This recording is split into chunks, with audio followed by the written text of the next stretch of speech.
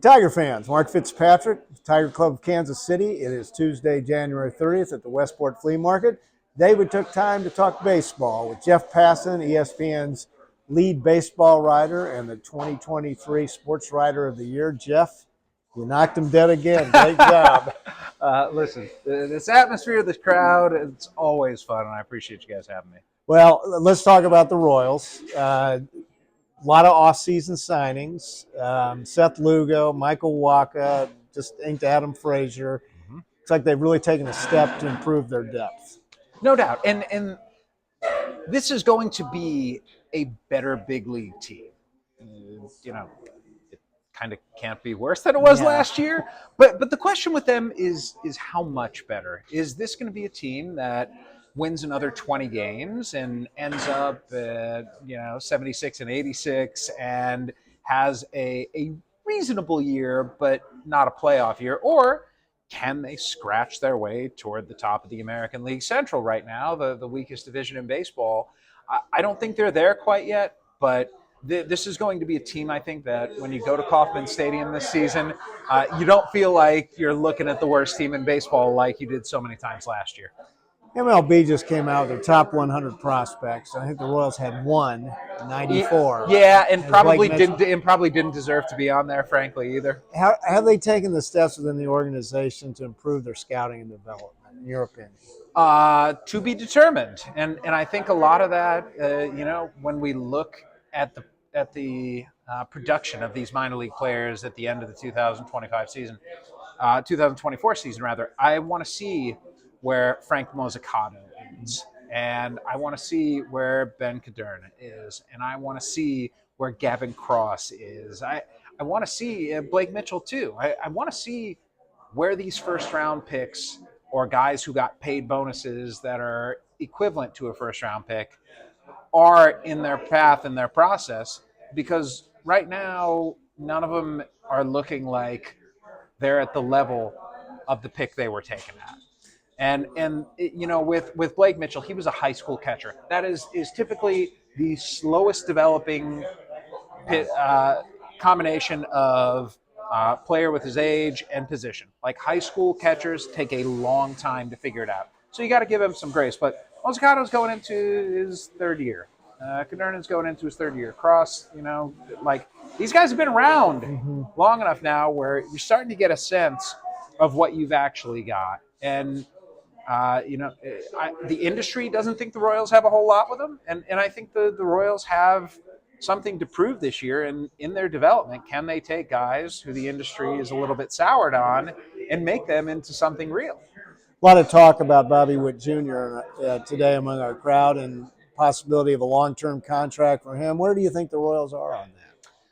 Well, where the Royals are and where the Royals need to be are two different places if they want to get this done. And it's an understandable, I'm not going to say it's a conundrum, because I'm sorry, if you have a guy Bobby Witt's caliber, it's always a good thing for as long as you have him. But keeping him around long term, you have to invest and commit a lot of money. And it's the sort of thing that a negotiation like this is very, very delicate.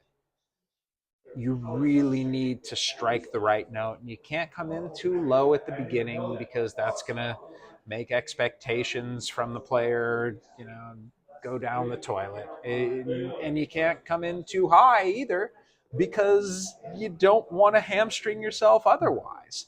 And so John Sherman, this to me, as much as the stadium, maybe even more than the stadium, this to me is the defining moment of his ownership so far. Because if you can keep a player like Bobby Witt Jr. around, I think Royals fans are going to have someone to latch onto through these really hard years. If you can't, though, the notion of trading him, I'm not sure that the Royals would ever do that. But it's the sort of thing that teams that have, with the Royals' budget, gone out and won, the sort of move that they would make. And I'll be very curious to see under J.J. Piccolo, if it comes to that, whether this organization is willing to do the same as well. I want to ask you about the bankruptcy of the Bally Group. I guess Diamond Sports, their parent company. Royals were in that bucket.